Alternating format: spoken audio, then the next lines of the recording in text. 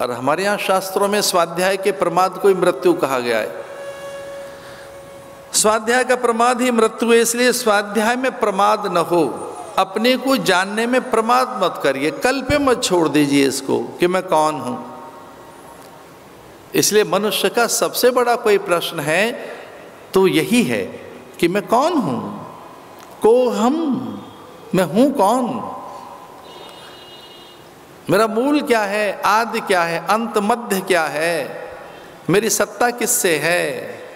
और जिस दिन व्यक्ति ये विचार करता है तब अनायासी उसके नेत्र ऊपर उड़ जाते हैं प्रणाम के लिए, अरदास के लिए, वो यों ही पुकार के लिए, आह्वान के लिए, यों ही वो सत्य को टटोलने और जिज्ञासाओं के समाधान के लिए उसके आकाश की ओर नेत्र अथवा हाथ उठ जाते हैं।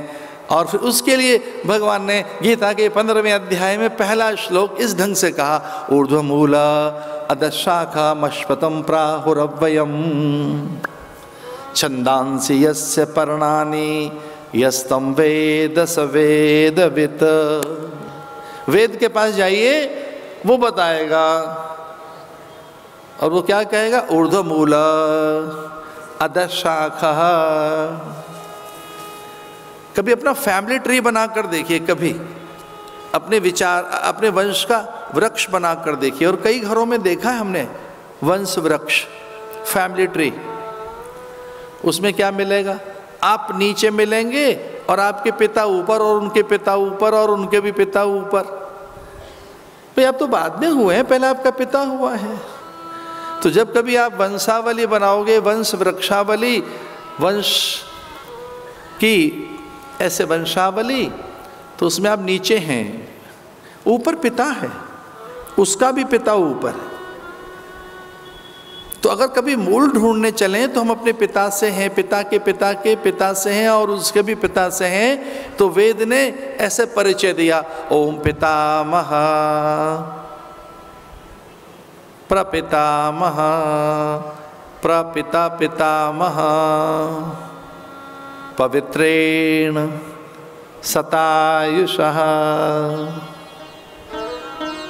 मैं पिता के पिता के पिता और माता की माता की माता का स्मरण करूं तो मुझे एक और पिता के दर्शन होंगे, उसका नाम है परम पिता। परम पिता, तो परम पिता परमेश्वर कहकर हमने अपने परमात्मा को, ईश्वर को पिता भी कहा कि वो परम पिता है। परम पिता यानी जिससे हम हैं। ऊर्ध्वमूल अधशाखा अश्वत्थम प्राहुरव्ययम्। तो श्रम तो कई जगह है, एक वैचारिक श्रम है, बौद्धिक श्रम है, ऐन्द्रिक श्रम है।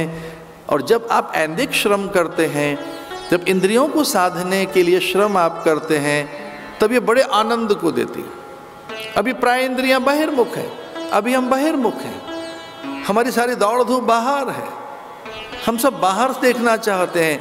इसलिए बाहर के दृश्य, घटनाएं, व्यक्ति, वस्तु, पदार्थ, बाहर की चीज़ों को ही ठीक करना चाह रहे हैं। हमारा पूरा ध्यान बहिर्मुख है। और बाहर क्या है, विषय। तो शास्त्र कहते हैं जो विषयान्मुख है, विषय आसक्त है, उसे कभी सुख नहीं मिलता। वहां से मिलने वाला सुख बड़ा क्षणिक है, वहां से मिलने वाला सुख स्थायी नहीं है। इसलिए कभी अंतर्मुख हो हम। तो ये जो उद्यम है किया जाए, तो इंद्र ने जब, इंद्र और उनके सहयोगी देवगणों ने जब विचार करना छोड़ दिया, गुरु की संगति त्याग दी, गुरु की उपेक्षा उन्होंने की, ग्रंथों की, तब उनकी दुर्गति भी हो गई।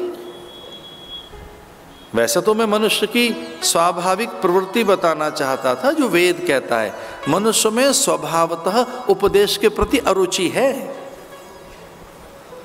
ऐसा नहीं है कि उपदेश के प्रति गहरी रुचि है मनुष्य में।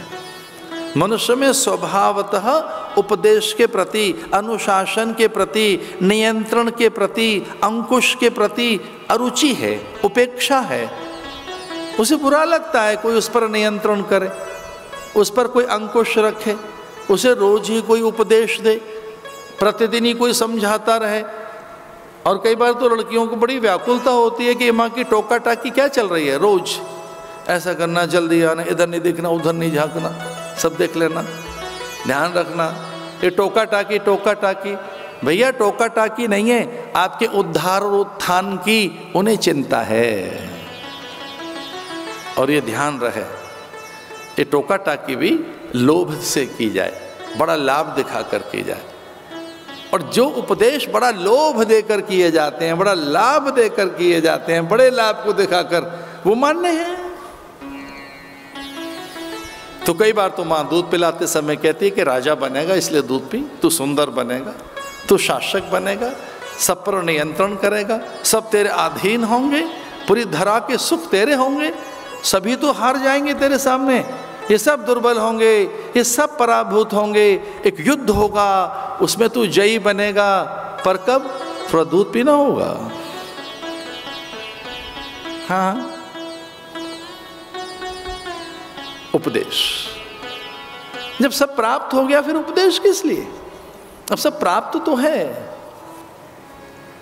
और मनुष्य एक चीज प्राप्त करना चाहता है, और जिस दिन वो चीज प्राप्त हो जाती है फिर वो अंकुश नहीं चाहता, उपदेश नहीं चाहता, वो किसी का नियंत्रण नहीं चाहता। अगर एक चीज उसे प्राप्त हो जाए, केवल एक चीज, और वो क्या है? मन की अनुकूलताएं जिस दिन हाथ लगी फिर कोई उपदेश नहीं चाहिए हमको। तो मनुष्य केवल मन की अनुकूलताओं के संचय में जुटा है, और जैसे मन की अनुकूलताएं हाथ लगी और प्रतिकूलताएं अब कभी नहीं आएंगे जीवन में, अब तो सुख हाथ लग गए, दुख कभी नहीं आएंगे, अब सम्मान हाथ लग गया, सौंदर्य हाथ लग गया, फिर ये जाएगा नहीं। यही तो है स्वर्ग में, और क्या है?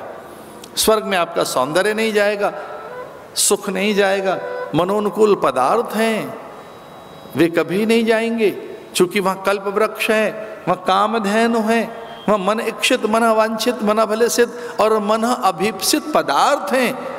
तो जो मन को अभिलाषा, मन में जिनकी अभिलाषा है, जो मन को अच्छे लगते हैं, मन जिनमें सुरुचि लेता है, ऐसे पदार्थों की अधिकता और भंडारण अकूत हो, अक्षय हो, कभी वो खंडित न हो, फिर क्यों उपदेश चाहिए?